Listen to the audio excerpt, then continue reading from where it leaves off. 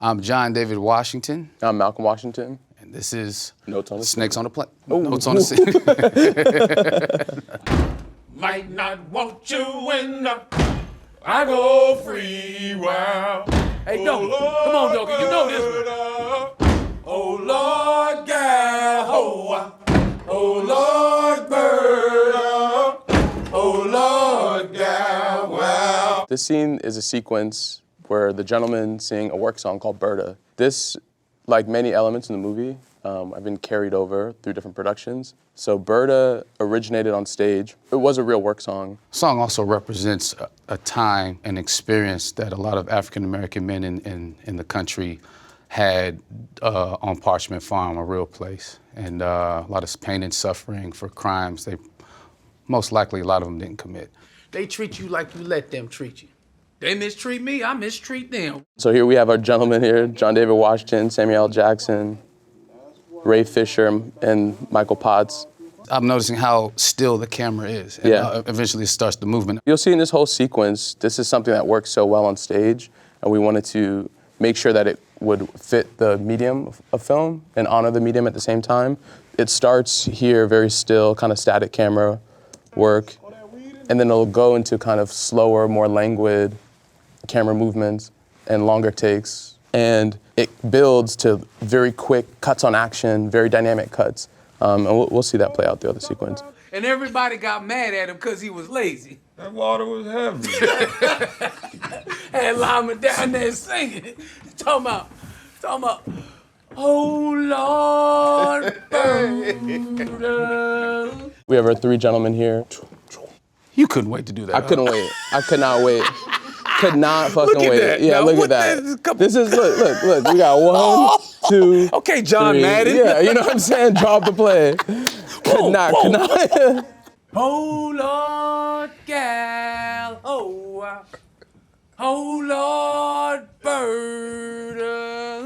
So throughout the story, we play with point of view a lot, and we'll kind of highlight one person's experience of the moment to guide our audience through it. So in this moment, we're doing that with Doker, right? He carries a lot of the weight of the family, and he's somebody that carries a lot of secrets and a lot of pain and pushes that down. And this sequence also highlights a phenomena in our uncles of our culture where we don't always discuss trauma, we don't always discuss the problems that we're going through. We can sometimes just push it down and fight through and grit and bear it just to get through the day or just to get through the moment. And then you have these breaks in that, right, where it bursts through the seams and you can't push it down any longer. This sequence represents that feeling. Go ahead and marry, don't you? Wait on me. I love that, right? How, like, at first it starts with the focus was Unc, right? I'm gonna Go ahead. Yeah. And then you pull, is it pull or rack? I don't know. Rack. Rack, Yep. you rack to, and to me, what that represents too is the generational trauma we're talking about. And the, like, this whole rites of passage thing of, like, his experience with Parchment Farm is different in ways because it was a different time. However, it's the same trauma. And there's a language being said here as they're, like, singing and harmonizing together from his era to his era. Like, past, present. And Parchment Farm is a colloquial term for the Mississippi State Penitentiary. If you're especially a black man in Mississippi in this time and place, you or somebody you know probably spent time on this farm. So this song is kind of a harrowing connection to all of that, where if you start singing it, other people join in because they shared that trauma, they shared that experience.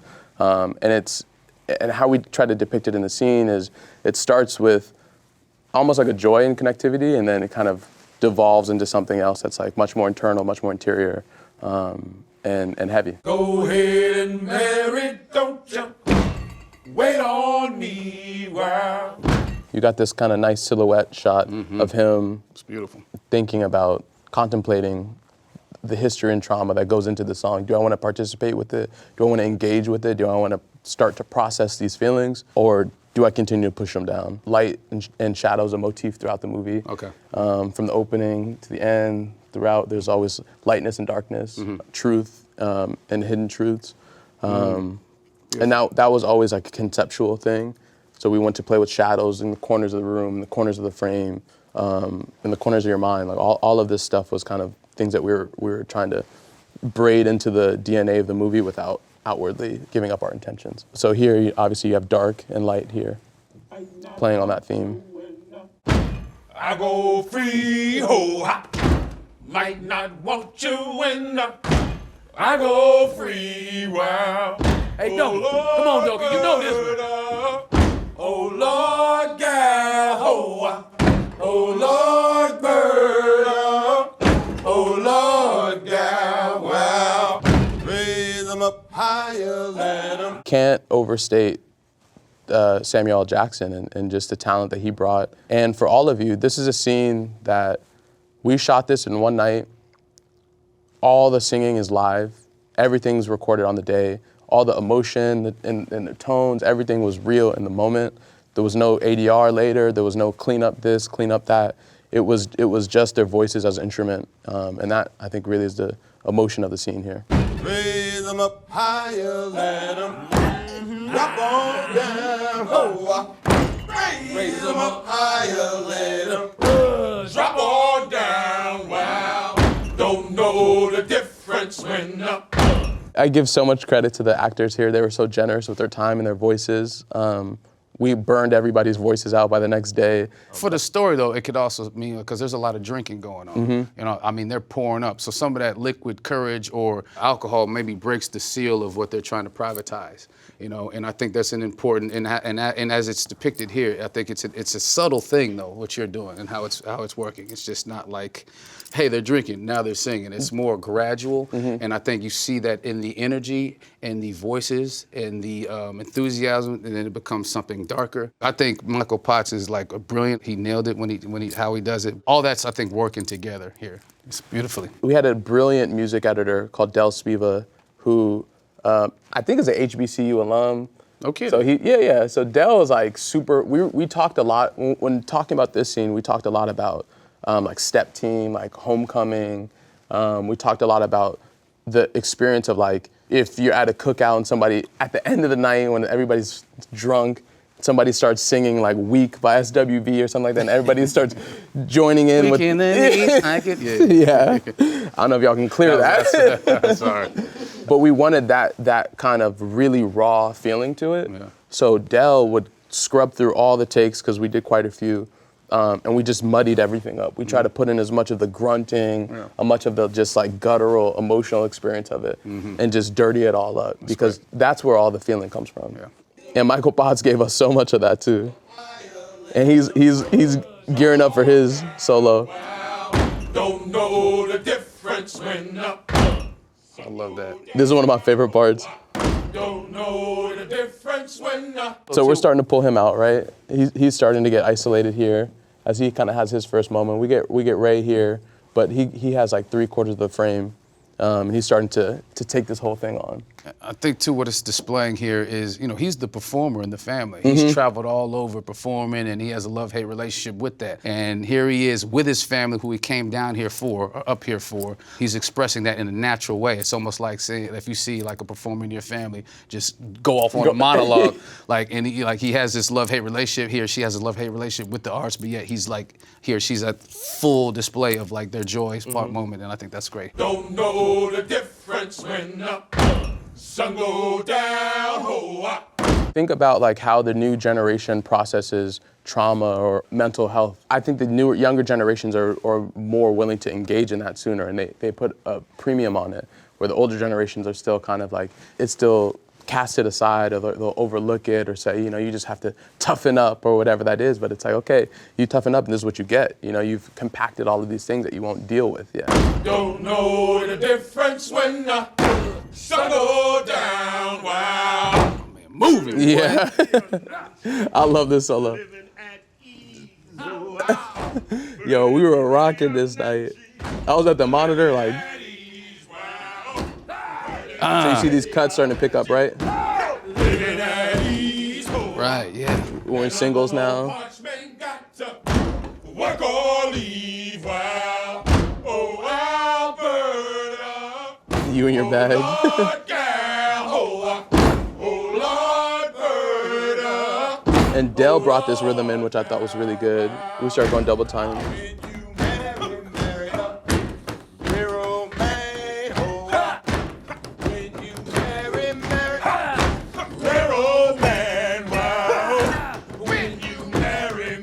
When you look at the rhythm of Sam's hands, we're doing double that, but we assume the audiences will kind of just go with it because it feels good, because it's a different rhythm than what he was doing.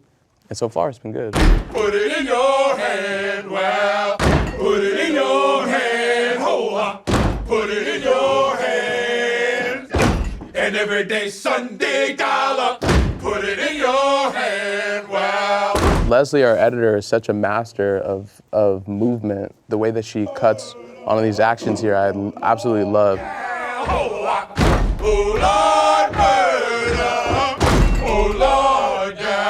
We bring a flare in at the end. just a little beauty for Sam's last moment, and this should kind of rhyme with the first moment that we saw him in, where the first beat of this sequence is about getting him to engage in the stuff, and now he has, and we'll end with him because this was kind of his story and his moment, and as we settle down, we'll settle with him.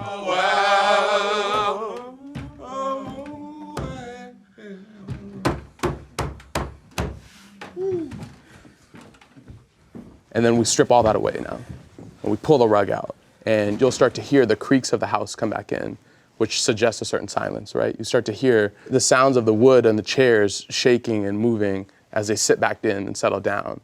And it just suggests this deafening silence, right, of thought that everybody's lost in, of their own experience of it.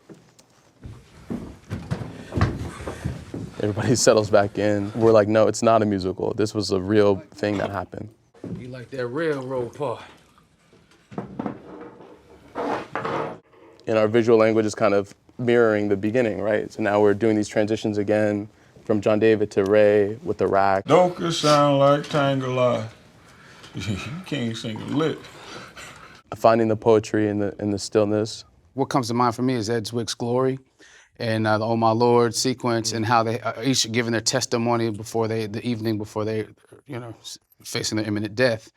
And there's something about like an exorcism of spirit and trauma that happens here, and you're seeing the culmination of that. So instead of necessarily talking about their feelings, you also said that like the new generation talking about they got to sing it.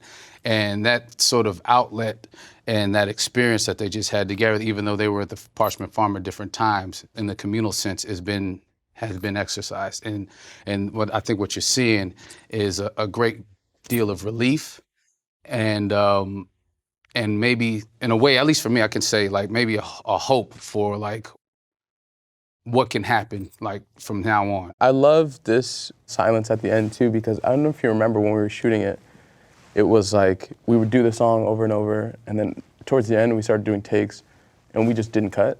Mm-hmm.